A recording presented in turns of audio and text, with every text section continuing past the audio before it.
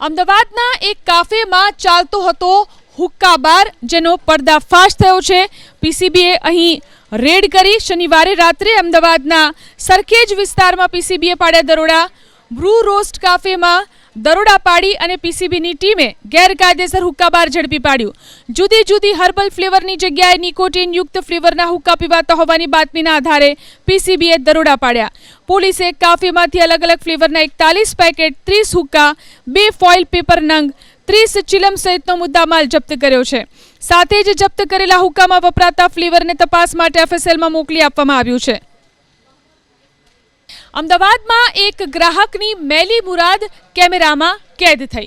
આ દ્રશ્યોમાં જોઈ શકાય છે એક ગ્રાહક કઈ રીતે 18મી ફેબ્રુઆરીનો આ બનાવ છે। ખોડિયારનગર વિસ્તારમાં આવેલી શિવશક્તિ ફરસાણમાં માખી નીકળવા મુદ્દે મહાનગરપાલિકાએ ફરિયાદ કરી હતી। ચટણીમાં માખી મળી હોવાની ફરિયાદના આધારે મહાનગરપાલિકાએ એકમને સીલ માર્યું હતું। જો કે સીલ ખુલ્યા બાદ દુકાનદારે સીસીટીવી જાહેર કર્યા, જે સીસીટીવીમાં ગ્રાહક પોતે જ માખી નાખતો હોય તેવા દ્રશ્યો કેદ થયા।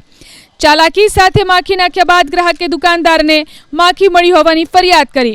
ફરિયાદને લીધે 4 દિવસ સુધી આ એકમને સીલ મારી દેવામાં આવ્યું હતું। અહીંયા આવીને ડાયરેક્ટ ખમણ માંગ્યા અને ખમણમાં કઢી લીધી, કઢી લઈને પપૈયા ચટણી લીધી, પપૈયા ચટણીમાં એને જાતે માખી નાખી। પછી મને રાડો રાડ પાડવા માંડ્યો તો મેં બદલાવવાનું કીધું તો કે ના, મારે નહીં બદલાવું, મારે કમ્પ્લેન જ કરવાની છે એવું કીધું। પછી હા, એટલે ઓટોમેટિક નાખતો જોયો, પછી કેમેરામાં આવી જાય એટલે ખબર પડી જાય ને, તો મેં બધા સાહેબોને બતાવી દીધું હતું।